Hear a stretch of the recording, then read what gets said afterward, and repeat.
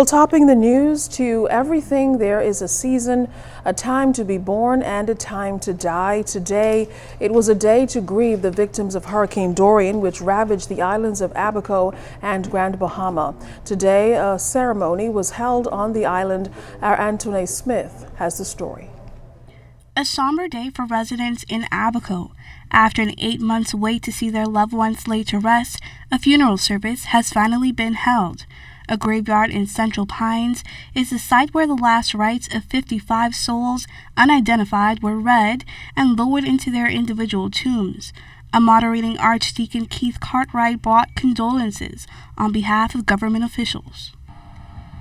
We wish to offer condolences to the bereaved families who've lost loved ones, those families whose loved ones may be here today, and those families whose loved ones may be still missing. But we remember the events of Hurricane Dorian and the tremendous sorrow that ensued.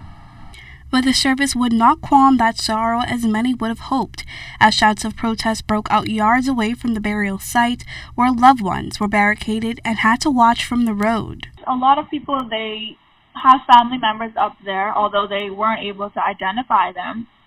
And now they can't even place a flower on the grave or just be by the coffin. They had to watch from the road. It's disrespectful.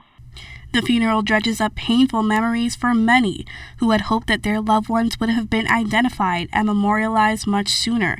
The Honorable Dorian, who is Member of Parliament for North Abaco, says he understands the anger and his heart is with them. It is our hope that after we have conclusive DNA, which we're pushing toward every day, families may be able to find the closure that they seek. But it's very difficult for loved ones to have to experience a departing of a loved one in this fashion. Only them can tell you what will bring proper closure. But I know as a government we are going to do all we can to exhaust every avenue to determine who is who here and how we can reunite them with their loved one. The burial of the 55 lost souls is still somewhat controversial, as many more families grapple with wonder of what happened to the many missing.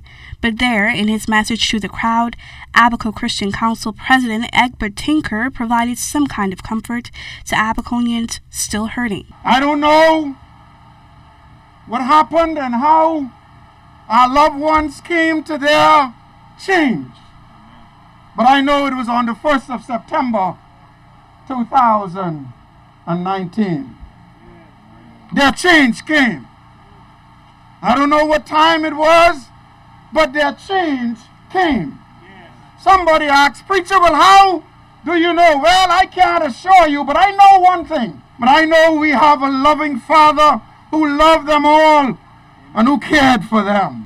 Anthony Smith, ZNS Network News.